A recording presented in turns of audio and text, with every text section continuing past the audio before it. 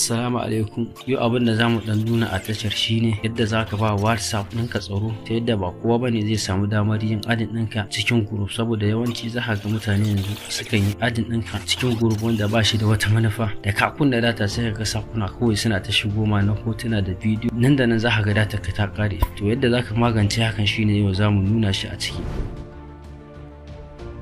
Sai ka nemo shi WhatsApp ɗin naka, bayan ka bude shi a can sama za ka ga ɗigo guda uku, sai ka taba shi, sai ka shiga setting. Bayan ka taba shi, to a cikin setting ga account nan inda jan rubutun nan ya kewaye, sai ka shiga.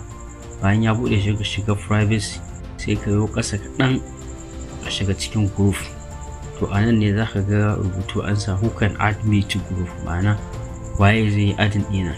Na farko shine everyone, ma'ana in ka bar shi akai kowa da kowa kenan shine zai yi adin ɗinka.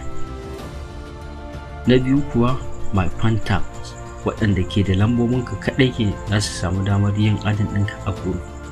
Na ƙarshe wannan my contact accept shine gurin da zaka seta shi.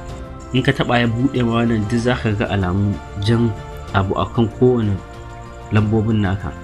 To wanda ka cire wannan jan ticks ɗin shine ka ba shi dama ya adin ɗinka. In ka bar shi a haka danna wannan good da ƙasan nan, to babu wanda zai samu dama ya adin ɗinka face sai dai ya tura ma link ɗin gayyata, wanda sai ka duba shi ka gani sannan sai ka taɓa ka buɗe ka shiga cikin group ɗinsa. Wassalamu alaikum wa rahmatullahi ta'ala wa barakatuh.